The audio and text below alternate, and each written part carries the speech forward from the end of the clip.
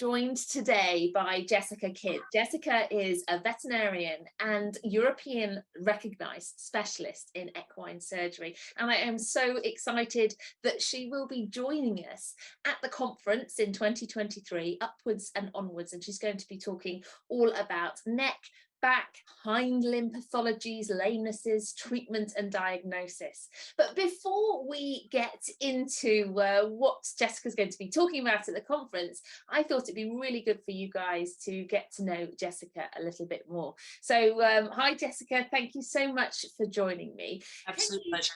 Can you tell me a little bit about your background and your involvement with horses and how you got on your journey to being an equine vet? So I have probably what many people would consider a pretty atypical course to becoming an equine vet, because I've never owned a horse. I don't ride regularly anymore. And I think there is definitely a conception that in order to be a good equine vet, you have to have grown up with horses. So I had always wanted to be a vet, and I'd always loved horses. And I was very fortunate to go to one of the US vet schools that at the time had what was called a tracking program, where I could stack my clinical rotations to do almost exclusively horse rotations. And then from there, I knew that my US veterinary degree was not recognized in this country. So I had to do the MRCVS exam, which is like doing your final exams all over again. So I joined a mixed practice for the first 2 years out of vet school, and I did farm animal, a few horses, lots of small animal stuff while I got ready for this exam. I think the real hidden advantage to that was, particularly for ending up in surgery. To be honest, surgical techniques are surgical techniques. And as a young vet, you're going to have a lot more opportunity to operate on small animals. You'll never operate on horses other than perhaps wound repairs and that sort of thing. So actually, it was also good because it made me realize that my strength did not lie in small animal or farm animal particularly. And then I did an internship at a racehorse hospital in a big breeding area of Florida, which was fantastic. Yeah. And then after that, I did a surgery residency. And then along the way, you just collect more qualifications and more experience and sit more exams. And now I've been doing it for the better part of 30 years. And because obviously you're specializing in horses now, what is it about horses that pulls you over other animals, working with horses compared to other large animals, for example? It's probably nothing more complicated than I've always loved horses, and I love being around them. And my job as a surgeon combines two things that I enjoy enormously, which is the technical and the specialist aspects of surgery, and also having the experience to say, I think for this particular condition, this is what I would recommend we do. So I count myself very fortunate, because I spend all day with horses of different shapes and sizes and try to help both the horses and the owners find solutions to surgical, but also to orthopedic problems. Yes, because I always think that's one thing with horses that's different to other animals, is that ultimately the performance element is very, very different with the sport horses, for example. Yeah, horses in general are a completely different kettle of fish, and you're absolutely correct. And of course, the expectations increase with the expectations for the horse. But you're absolutely right, because you can have a dog that's had major orthopedic surgery, and it's considered, not unreasonably, acceptable that that dog has a limp for the rest of its life. That's not considered acceptable in horses. And so I would say that the bar is set a lot higher for, that's probably a bit derogatory to small animal surgeons, but I think in terms of expectations, we have more to attain, because our ultimate aim is not just a sound horse, it's a sound horse that can perform to the level or the discipline that it was intended to. Yes, absolutely. Absolutely. So at the conference, you're going to be talking about back and hind limb lamenesses, treatment, surgery, and perhaps how things have changed and how these techniques are moving on into the future. One question that I regularly get asked, and it changes as to the condition, but someone will say something like, we hear about horses getting kissing spines, for example, but years ago, kissing spine exists, or is this a new thing that's only developed recently, or is this something that vets are now able to see more and able to treat more, which is why we hear about horses getting it more? And obviously it's not just applying to kissing spines, but other conditions as well. What are your thoughts on that? Well, kissing spines is actually, that's a beautiful example, because you're absolutely correct. And I think another really good example would be suspensory injuries. Absolutely. Yes, they are becoming more common, but I also always say to younger vets, if you don't have a particular diagnosis on your list of possibilities, there is no way you'll ever diagnose it, because you're not even considering it. So I think, and kissing spines, which is it's a really thorny subject, actually, because you're correct. We don't have studies that say whether the incidence is increasing. I suspect it probably is, but also when I was in vet school, which granted was a very long time ago, but we were taught, at least as far as I can remember, we were taught about the front half of the horse and the back half of the horse, and maybe skull fractures and dental stuff. But the bits that's in the middle just really never came to the fore. And I think if we as equine vets and surgeons and clinicians, if we're honest with ourselves, we probably, in 50 years, it'll be like something out of Star Trek, and people look back and go, oh my gosh, they were so old fashioned. Did they not know this, that, and the other? And we just don't have ways necessarily to look at the sheer body mass of horses. It's improving dramatically, which means our knowledge is improving dramatically.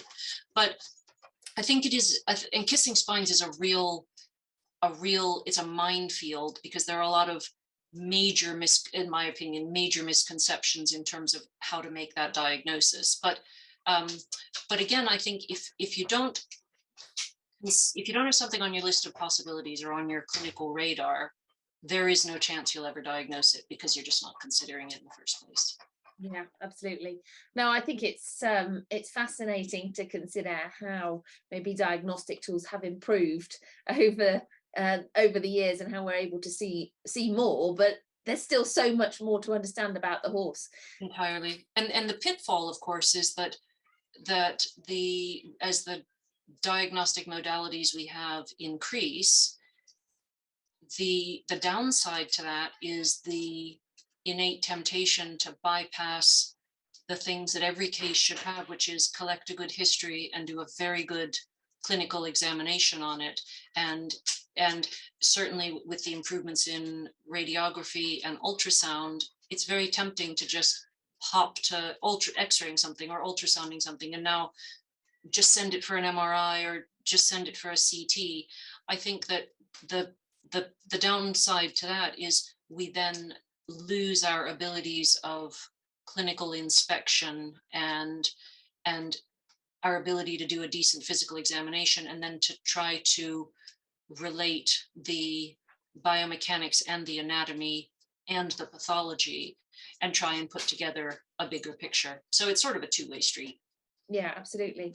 And obviously for our conference, it's open to everyone, but it's aimed at professionals. So we get a lot of professional therapists, coaches, with some vets, hoof care professionals, dentists, etc.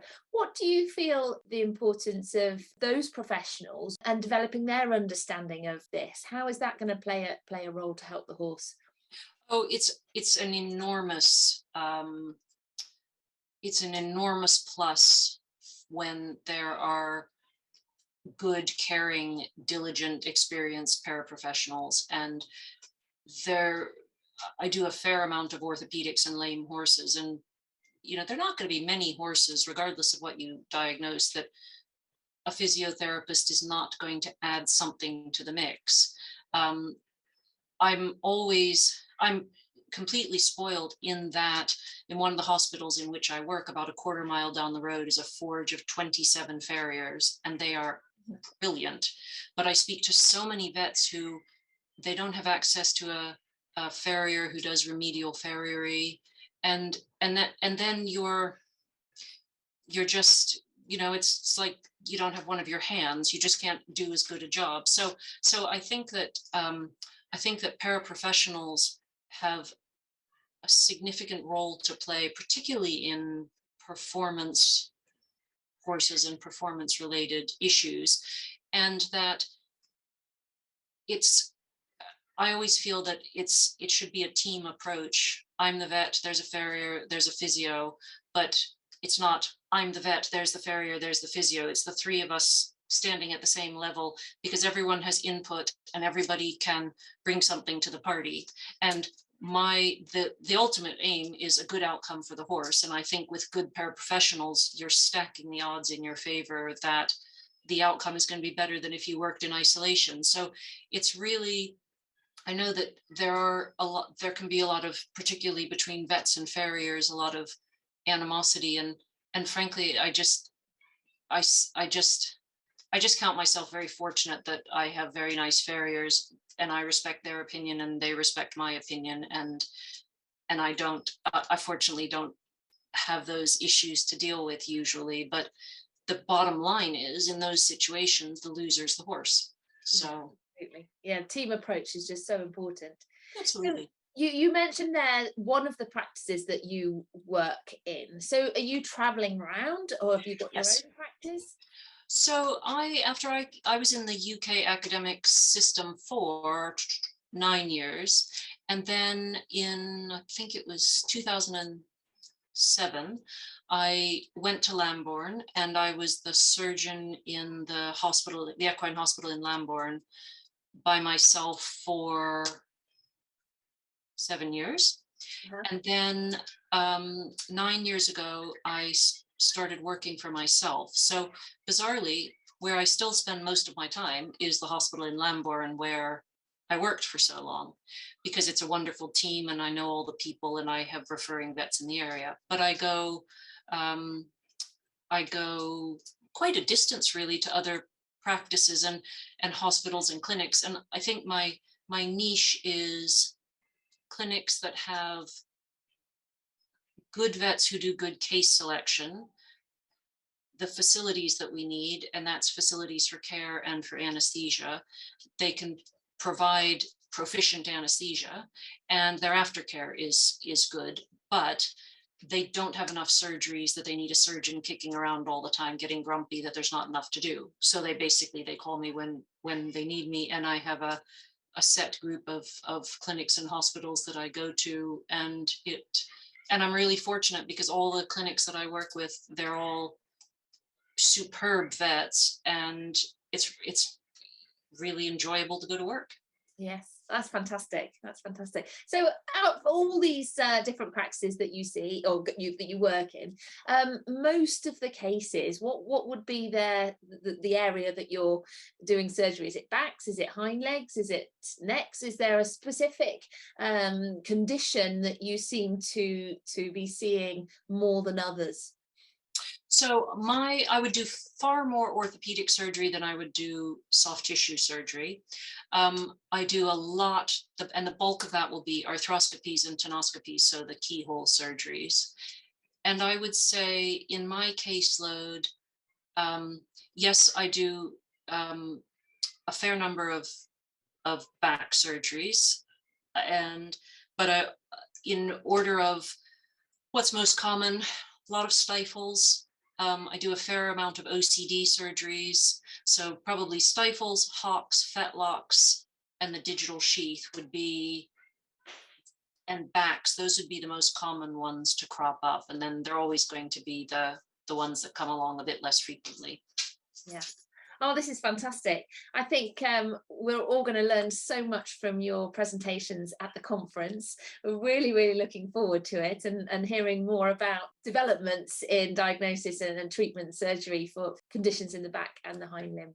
Thank you so much for joining me. Looking forward to it. Yeah, we're really looking forward to it. So thank you so much for joining me, and I'll see you soon. Thank you. Take care. Bye. Bye.